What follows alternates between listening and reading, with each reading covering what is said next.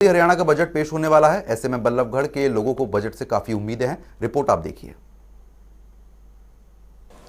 देश की वित्त मंत्री निर्मला सीतारमण के बजट पेश करने के बाद अब हरियाणा सरकार तैयार है अपना बजट पेश करने के लिए।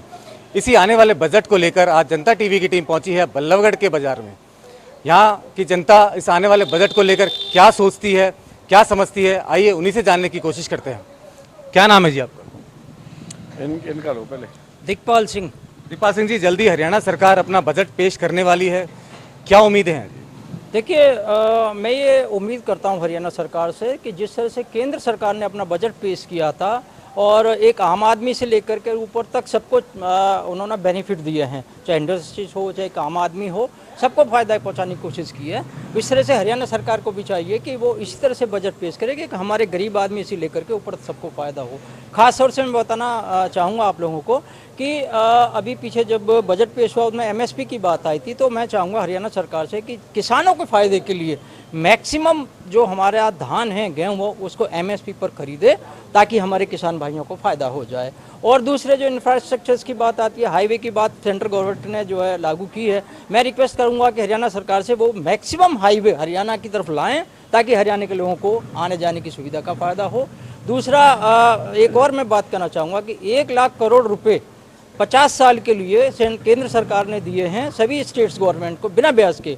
उसका फ़ायदा ये होना चाहिए कि वो इस तरह की योजनाएं बने हरियाणा सरकार के अंदर जिसका फ़ायदा एक गरीब तबका से लेकर के, चाहे वो उसको खाने पीने की सुविधा से लेकर के, सड़क से लेकर के, पानी की सुविधा, बिजली की सुविधा, इन सब में ऐसी सुविधाएं बढ़ाएं ताकि उसको कम उसके ऊपर वजन पड़े और सबको फ़ायदा हो सके। ये तो देखिए, साफ तौर पर इन्होंने गरीबों की बात की, इंफ्रास्ट्रक्चर की बात की, हाईवे की बात की, तो कहीं ना कहीं काफ़ी बड़ी उम्मीदें हैं इन्होंने आने वाले बजट से जो हरियाणा सरकार पेश करने वाली है। मेरे साथ यहाँ कुछ और साथी यहाँ मौजूद हैं, आइए उनसे जानते हैं कि इस आने वाले बजट को लेकर क्या सोचते हैं। क्या नाम है जी आप? मेरा नाम कवि राजेंद्र शर्मा है और बजट के लिए पूरे साल पूरी जनता की, पूरे भारत की निगाह बजट के ऊपर होती है। अभी सेंटर का बजट, उसके बाद में हरियाणा का बजट आ रहा है, तो मैं तो यही कहूँगा कि बजट सुरक्षा, स्वास्थ्य और शिक्षा पे, इन पे सबसे ज़्यादा होना चाहिए और इन पे बजट का कम से कम खर्च होता है, जिसकी वजह से आदमी अभी हॉस्पिटल में जाओ तो लाखों का चला जाता है। कम से कम दवाइयाँ उन्हें उस हिसाब से मिले ताकि गरीब आदमी भी उसमें अपना इलाज करा सके।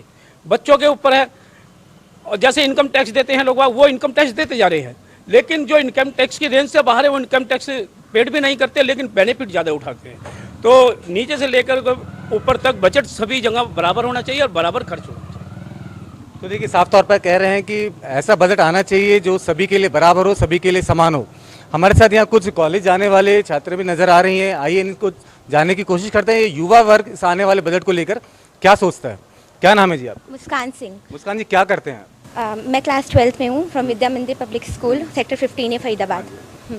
जैसे कि हम सबको बहुत उम्मीद थी और मोस्टली बच्चों को बहुत उम्मीद थी कि एजुकेशन सेक्टर में काफ़ी रिफॉर्म्स बनाए जाएं जिससे उनकी आगे की फ्यूचर ओरिएंटेड ग्रोथ हो। बट इस साल देखा गया है कि एजुकेशन में इतना कुछ प्रोग्रेस नहीं हुआ है। जैसा कि हमारे 2020 में नेशनल पॉलिसी इंप्लीमेंट हुई थी जो यूनिवर्सिटीज़ के लिए थी और जिसमें कहा गया था कि कनाडा और हर डिफरेंट स्टेट में यूनिवर्सिटी बनाएंगे, लेकिन इस चीज़ के लिए इस यूनियन बजट में कोई प्रोविज़न नहीं आया।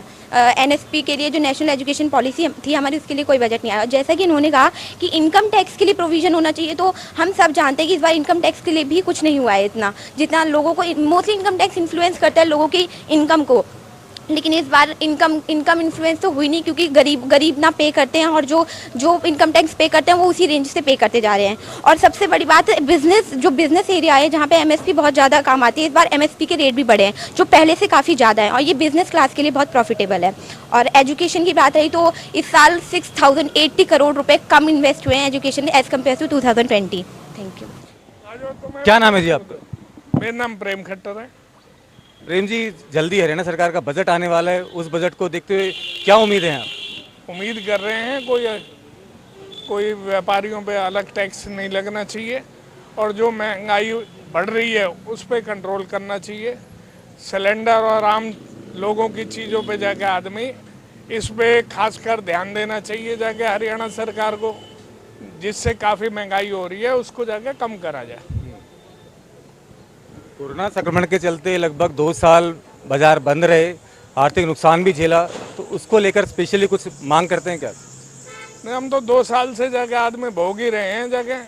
व्यापारियों के जगह आदमी ना, व्यापारियों के लिए कुछ सरकार ने सोचा है, हर एक के लिए सोचा है, किसानों के लिए, मजदूरों के लिए, लेकिन व्यापारियों को एक्स्ट्रा कोई बेनिफिट नहीं दिया।